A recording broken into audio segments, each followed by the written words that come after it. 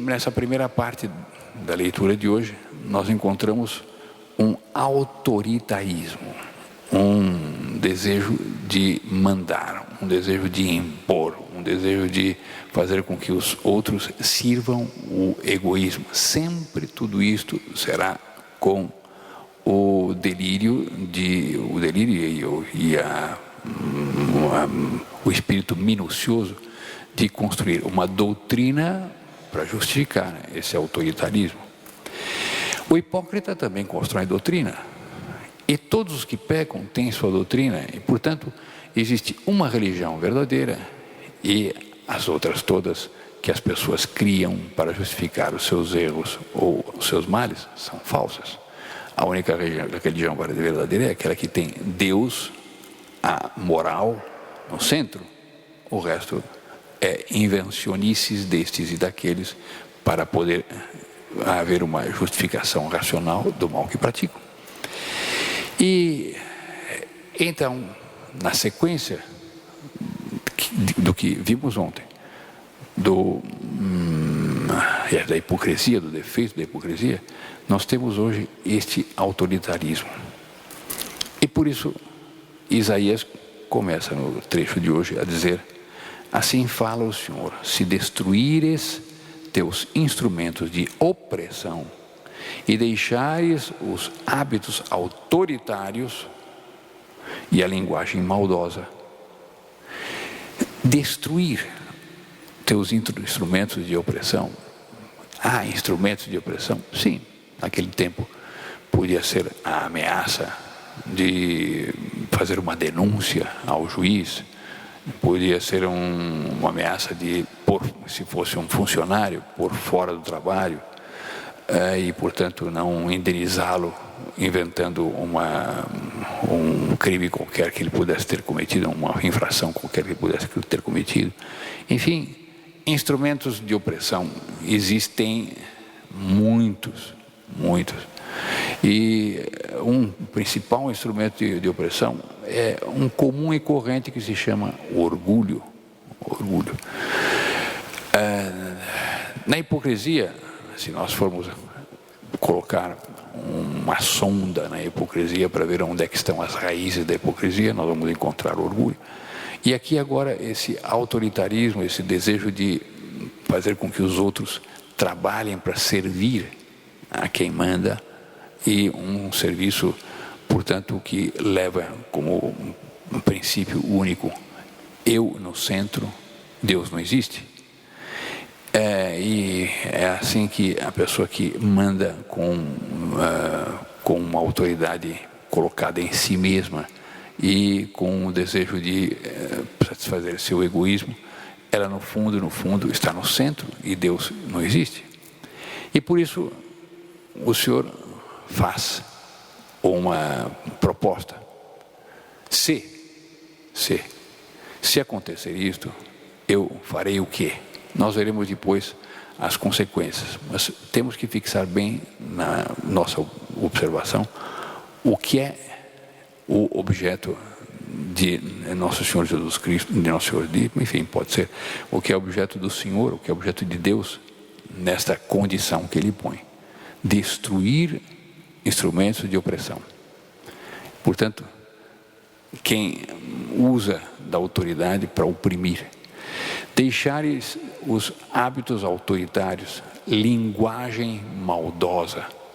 Linguagem maldosa é linguagem daqueles que sabem perfeitamente apanhar estes e aqueles defeitos, estes ou aquelas debilidades, explorar esses defeitos, e humilhar. Saber humilhar é próprio de filho das trevas.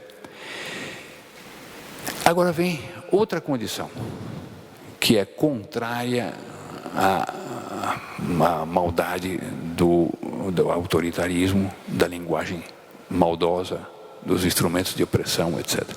Se acolheres de coração aberto, não é, portanto, de exterioridade. Ele não está dizendo que se houver um empenho em fazer o bem, não externamente.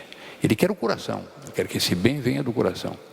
Coração, portanto, posto em fazer bem ao próximo, acolher de coração aberto o indigente e prestares todo socorro ao necessitado. Todo socorro significa que a pessoa não fez por pura hipocrisia, ela agiu com retidão de consciência e ela agiu com um impulso que lhe saiu do fundo do coração. Nascerá, então agora vem o prêmio. Se houver isto, o que é o isto? Acabar com o autoritarismo e ter o coração aberto para quem necessite. E aqui não é só dar o pão, não é só dar a roupa, não é só atender as necessidades materiais, é também ajudar na linha do bem, na linha da instrução, na linha da formação, na linha do amparo na vida espiritual. Nascerá nas trevas a tua luz. Porque quem vive dentro de um egoísmo até bruto, porque a hipocrisia é irmã da brutalidade. A hipocrisia, brutalidade são irmãs da impureza. A hipocrisia, brutalidade e impureza são fontes, são manifestações de uma fonte que se chama orgulho. Todos os vícios são inteiramente imbricados entre si, assim como também todas as virtudes. Então, quem vive dentro da hipocrisia, viverá dentro da brutalidade, porque será um bruto, e será um impuro, etc. E este vive nas trevas. Viver nas trevas é perder a capacidade de discernir, de enxergar, de ver a luz, porque não vê mais a luz, não vê a beleza dos bons atos, dos bons gestos, das boas atitudes, toma tudo isso como coisa ingênua, como coisa inteiramente pouca, desprezível, porque lhe falta esperteza, é ingenuidade de ser bom assim, ser manso, ser dócil. É preciso a pessoa ser esperta e saber tirar o corpo, e nisto a pessoa entra nas trevas. Quem escolhe as vias da malandragem, as vias da pseudo-esperteza, porque esperto é aquele que faz de tudo para chegar ao céu, mas quem escolhe as pseudo-vias da esperteza e da pseudo-esperteza também, esse vive nas trevas.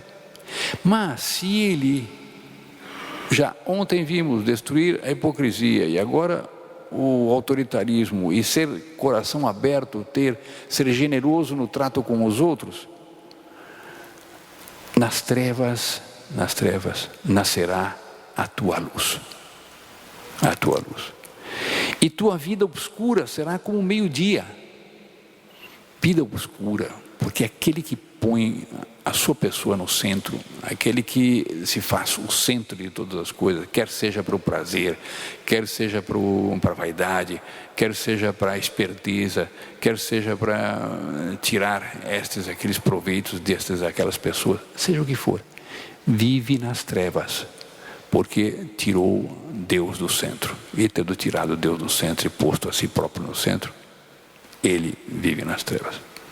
A tua vida será como um meio-dia, não tem noite, sempre tudo claro. É a felicidade daquele que vive na retidão, daquele que é transparente, daquele que não esconde nada, daquele que não vive, não leva uma vida inteiramente